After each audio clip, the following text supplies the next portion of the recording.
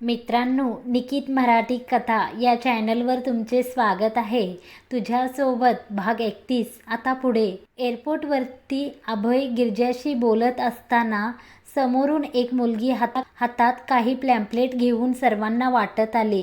तिने गिरजाला दिले, पण तिने घेतले नाही. पण अभयने जिज्ञासापूर्वक ते घेतले. हा बघ, लहान मुलांसारखा लगेच घेतले. ती मनातच, एक्सक्यूज मी मिस, हे काय आहे थोडं सांगाल? अभय त्या मुलीला म्हणाला. झाला हा सुरू लगेच. सुंदर मुलगी दिसली की बस, गिरिजा मनात म्हणाले. ऑफकोर्स सर, हे स्पेशल हनीमून पॅकेजेस आहेत तुमच्यासारख्या कपलसाठी. आमच्यासारख्या? तो गिरिजाकडे पाहत असला. गिरिजा काही बोलणार तोच तो म्हणाला, काय ऑफर आहेत? यात 4 वेगवेगळे हनीमून पॅकेज आहेत आणि प्रत्येक पॅकेजवर 30% सूट आहे. शिवाय एक स्पेशल गिफ्ट वाउचर पण आहे. तुम्ही आत्ताच कॉन्टॅक्ट केलं तर तुम्हाला डिनरसाठी फ्री कूपनही मिळतील आणि मॅडमसाठी फ्री स्पा कूपनसुद्धा मिळेल. तुम्ही पण एकदा वाचून पहा, ती मुलगी गिरिजाकडे पाहत म्हणाली आणि तिने त्यातले एक कूपन गिरिजाकडे दिले. मला नको आहे, मी आधीच म्हटले आहे ना, गिरिजा चिडून म्हणाली. या ऑफर नसतील आवडल्या तर आमच्याकडे अजून बऱ्याच ऑफर्स आहेत. न्यू मॉडर्न कपलसाठी तुम्हाला दोघांना नक्की आवडतील. ती मुलगी, मला हे गिरिजाला काय बोलावे कळत नव्हते. ती खूप गोंधळली होती. तुम्ही समजता तसे काही नाही. या मॅडम आणि मी सोबत नाहीये आणि आत्ता माझ्या लक्षात आले की माझे तर लग्नच झाले नाहीये. मग मला या सर्व ऑफर नाही मिळू शकत, हो ना? तो नाराज होण्याचा नाटक करत. सॉरी मॅडम आणि सॉरी सर, फक्त कपलसाठी आहेत. ती मुलगी खजील होत म्हणाली. ती मुलगी गेली तसे गिरिजाने अभयला धारेवर धरले. ती त्याच्याकडे रागात पाहत असल्याचं समजल्यावर तो म्हणाला, मी जरा वॉशरूमला जाऊन येतो. तो तिथून पळ काढत, 1 मिनिट थांब, त्या पॅम्पलेटवर सर्व लिहिलेले होते ना? मग काय गरज होती तिला विचारायची? ते सगळं मुद्दाम केलास ना तू? गिरिजा चिडून म्हणाली. कमाल आहे, मी तर फक्त जनरली विचारले. ती आपल्या दोघांना कपल समजली, यात माझं काय दोष? तुला नेहमी चूक माझीच आहे असे का वाटतं? मी थोडी तिला म्हटले या माझ्या मिसेस आहेत म्हणून, किंवा आम्ही न्यू मॉडर्न कपल आहेत, किंवा आम्ही दोघे हनीमूनला चाललो आहोत, किंवा तो बोलतच होता की ती म्हणाली, चूप, तुझं काहीच दोष नाही. मीच मूर्ख आहे की तुझ्याशी वाद घालत बसली आहे. ती चिडून म्हणाली. मी सांगतो तुला नक्की तुला काय होत आहे. ॲक्च्युली मी त्या मुलीशी बोललेलं तुला आवडलं नाही. तू जळालीस, त्यामुळे तू हे सर्व बोलून गेलीस. इट्स ओके, होतं कधी कधी, असे म्हणत तो निघून गेला. ती डोक्याला हात लावून बसली. उगाच मी ती फ्लाईट सोडली. आता अभयसोबत जायचं म्हणजे किती कठीण आहे. पण स्नेहाने मला फोन तरी करून सांगायचं ना की मी येणार नाही. असे का वागली ती अचानक? काय झाले असेल? इतक्यात तिचं लक्ष समोर गेलं आणि क्षणातच तिच्या डोळ्यात असलेले सर्व विचार बंद झाले व डोळ्यात अश्रू तरळू लागले. तिच्या समोरून अतुल आणि सारिका हातात हात घालून येत होते. सोबत काही बॅग होत्या. एकंदरीत लक्षात येत होतं की ते दोघे कुठेतरी फिरायला निघाले होते. अतुलचा हात तिच्या खांद्यावर होता आणि दोघे काहीतरी बोलून हसत होते. ती त्याच्या कानात कुजबुजत होती. सोबत तिची अनावश्यक नखरे आणि ॲटिट्यूड. तिला त्या दोघांना पाहून तिटकारा वाटू लागला, पण तिची नजर त्या दोघांवर अडकली होती. ते तिच्या दिशेने येऊ लागले तसे तिचा मोबाईल बाहेर काढून त्यात पाहू लागली. ते दोघे तिला पाहू नये असा विचार करत ती दडून राहिली होती. पण सारिकाने तिला पाहिलेच आणि तिच्या समोर थांबली. ओ माय गॉड, बघ तर अतुल, इथे तुझ्या स्वागतासाठी कोण बसले आहे? ती म्हणाली तसे अतुल त्या दिशेने पाहू लागला. तो काही न बोलता फक्त तिला पाहत होता. गिरिजा खूप बदललेली होती. तिला पाहून त्याला जाणवले. शिवाय त्याचे मित्र मिस्टर मनोहर हे तिच्या ऑफिसमध्ये काम करत होते. त्यांनी यापूर्वी अतुलला सांगितले होते की गिरिजा आत्ता प्रगतीच्या मार्गावर. ती गोष्ट त्याला आठवली आणि त्याला तिचा राग आला. सारिका, चल इथून, हिच्याशी बोलायला. ही कुणी VIP पर्सन नाहीये, अतुल म्हणाला आणि सारिकाचा हात पकडून तिला तिथून घेऊन गेला. पुढे जाता जाता सारिका जरा जोरातच म्हणाली, प्लेनमध्ये बसायची खूप हौस आली आहे वाटतं. कंपनीच्या पैशांनी फुकट फिरायला भेटली की मज्जा असते अशा लोकांची.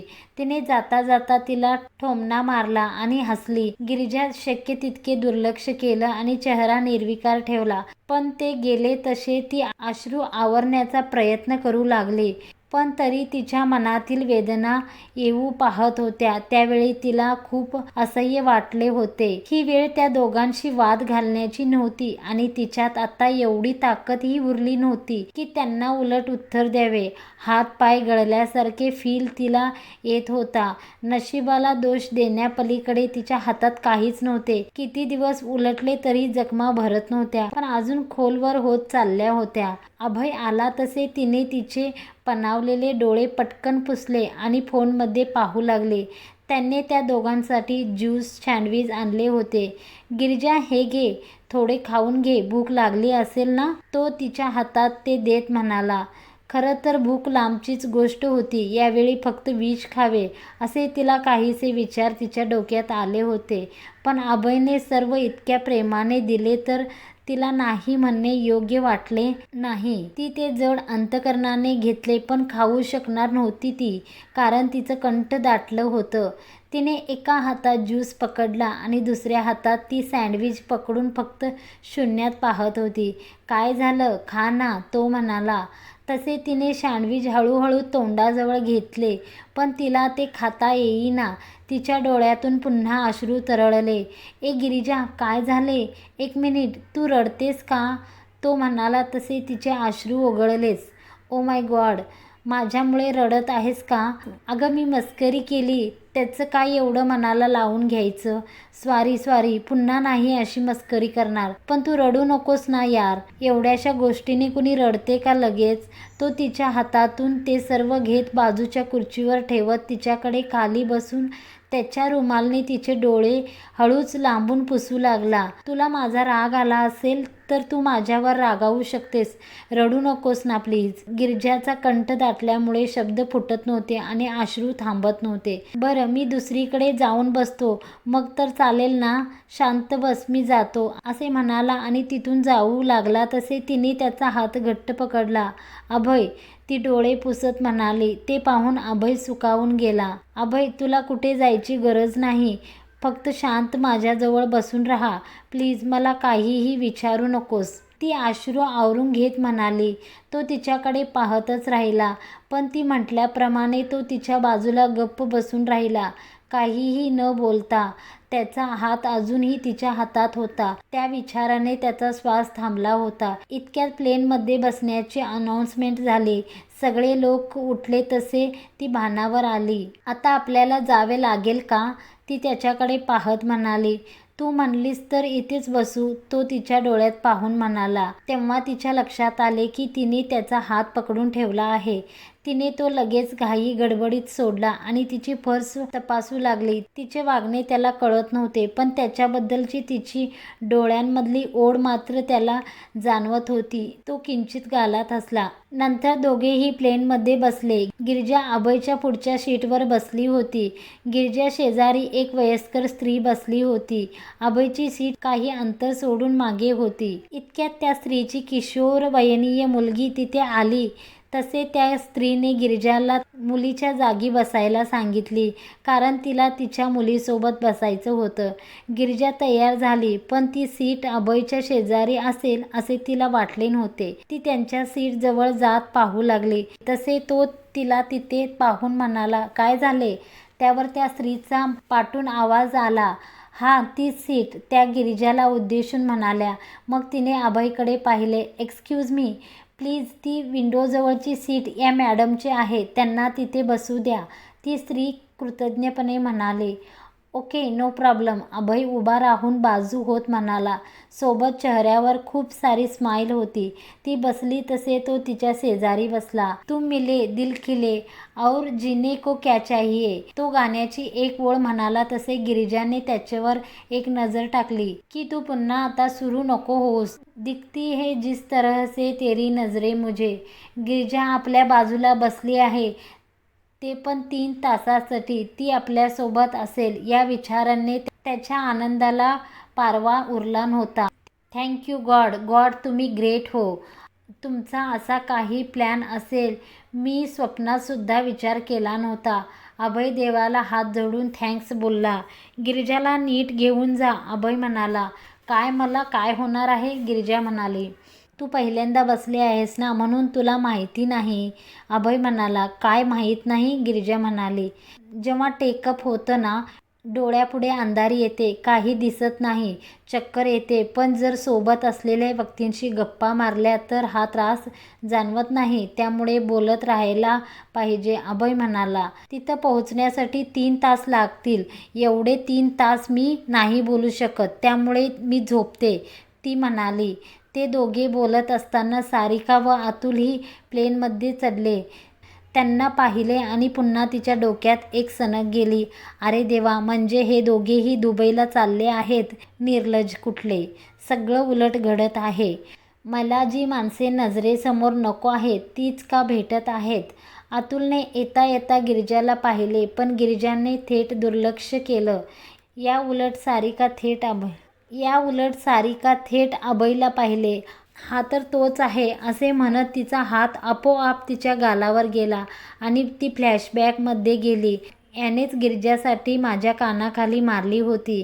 किती जोरात मारली होती. अजूनही आठवत होतं तिला आणि त्याच्या शेजारी बसलेल्या गिरिजाला पाहून तिची पावले जागीच अडकली. अतुल पुढे गेला होता. गिरिजा आणि हा कोण आहे हा नक्की तिचा?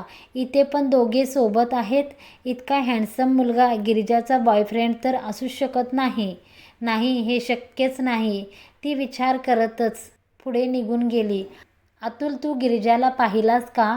सारिका म्हणाली. तिच्यात काय आहे पाहण्यासारखं? अतुल म्हणाला.